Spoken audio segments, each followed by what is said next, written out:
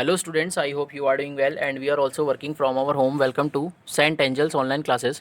In this video we are going to discuss our topic gymnosperms in chapter 3 diversity in living organism in class 9th in subject biology.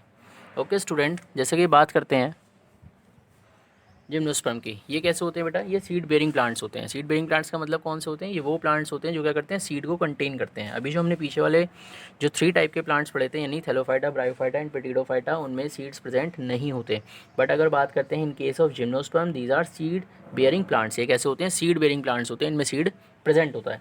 इसके कुछ characteristics की बात करते हैं।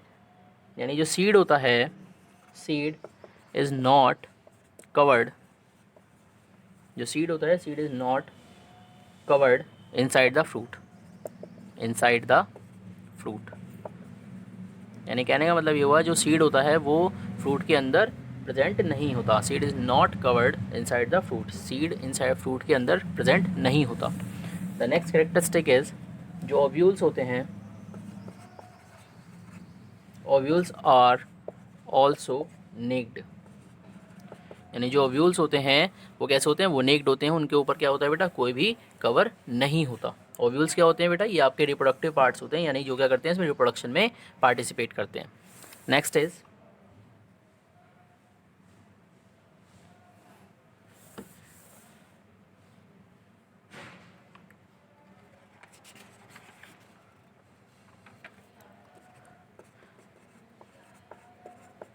Endosperm in seed is haploid. Endosperm is seed is haploid. बात करते हैं बेटा, जो सीड के अंदर बेटा क्या होते हैं, जो एंडोस्पर्म प्रेजेंट होते हैं। कहने का मतलब, जो सीड के अंदर एंडोस्पर्म प्रेजेंट होते हैं, ये क्या होते हैं बेटा?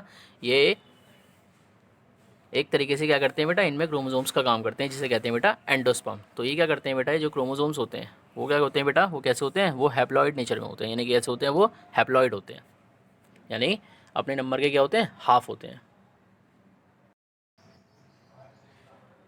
ओके स्टूडेंट, बात करते हैं नेक्स्ट कैरेक्टरिस्टिक की। जो नेक्स्ट कैरेक्टरिस्टिक है वो ये होती है कि जो जाइलम एलिमेंट्स होते हैं, जैसे इसमें वस्कुलर बंडल्स प्रेजेंट होते हैं, वस्कुलर बंडल्स में जो जाइलम एलिमेंट्स होते हैं, जैसे बात करें जो xylem and phloem, xylem and phloem. तो जाइलम एंड फ्लोएम की अगर बात करते हैं बेटा, तो जाइलम एलिमेंट्स जो हैं आपके, उसमें जो आपका जाइलम एलिमेंट है, इसमें ये 4 टाइप के एलिमेंट्स होते हैं। उसमें जो जाइलम एलिमेंट है वो एब्सेंट होता है, वो नहीं होता। और फ्लोएम की अगर बात करते हैं तो फ्लोएम में क्या होता है? Companion cells, companion cells absent होती हैं। जो फ्लोएम होता है उसमें कंपेनियन सेल्स क्या होती हैं? एब्सेंट होती हैं। जाइलम में क्या होता है? जाइलम एलिमेंट क्या होते हैं? एब्सेंट होते हैं। और फ्लोएम में क्या होता है? कंपेनियन सेल्स एब्सेंट होती हैं। इनमें कंपेनियन सेल्स प्रेजेंट नहीं होती। Now the next characteristic is, जो सेक्स ऑर्गन्स होते हैं इन प्लांट्स में, जो सेक्स ऑर्गन्स होते हैं आर कॉल्ड एंथ्रेडिया। एंथ्रेडिया क्या होता है? यानी कि ये मेल सेक्स ऑर्गन होता है। और बात करते हैं दूसरा क्या होता है? नेक्स्ट होता है आर्केगोनिया। नेक्स्ट होता है बेटा आर्केगोनिया। जो आपके सेक्स ऑर्गन्स होते हैं वो कैसे होते हैं बेटा? Sex organs are called antheridia. यानी जो सेक्स ऑर्गन्स होते हैं वो कैसे होते हैं बेटा? यानी जो मेल अगर सेक्स ऑर्गन की बात करते हैं वो होता है आपका एंथ्रेडिया, और अगर फीमेल सेक्स ऑर्गन की बात करते हैं तो बेटा ये क्या होता है? आर्केगोनिया। ये इनका क्या होता है बेटा? नेम होता है।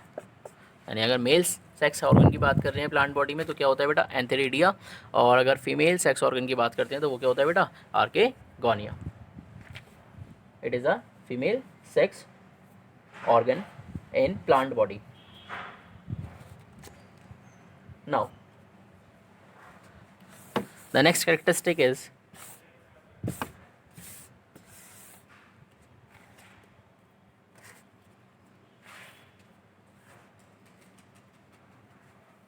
the main plant body, the main plant body is sporophytic. The main plant body क्या होती है बेटा? स्पोरोफिटिक होती है। स्पोरोफिटिक का मतलब क्या होता है? कहने का मतलब इनमें क्या होता है? स्पोर फॉर्मेशन क्रिएट होता है। और स्पोर फॉर्मेशन की हेल्प से क्या होता है बेटा? रिप्रोडक्शन में हेल्प होती है, यानी स्पोर फॉर्मेशन की हेल्प से क्या होता है बेटा, रिप्रोडक्शन पॉसिबल हो पाता है। अब इसके कुछ एग्जांपल्स की बात करें तो इसके एग्जांपल्स क्या होंगे, इनके एग्जांपल्स की बात करते हैं। जैसे आपका पाइनस हो गया, साइकस हो गया,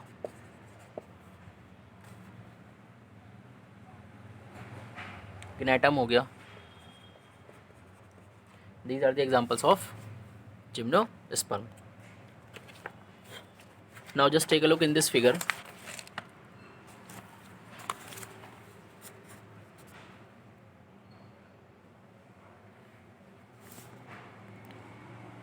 this is a figure of pinus and this is a gymnosperm plant. आइए बात करते हैं अब इसमें ये कैसा होता है बेटा, पाइनस की फिगर है। तो पाइनस जो होता है बेटा वो आपका इस तरीके से होता है। This is a figure of Pinus. Now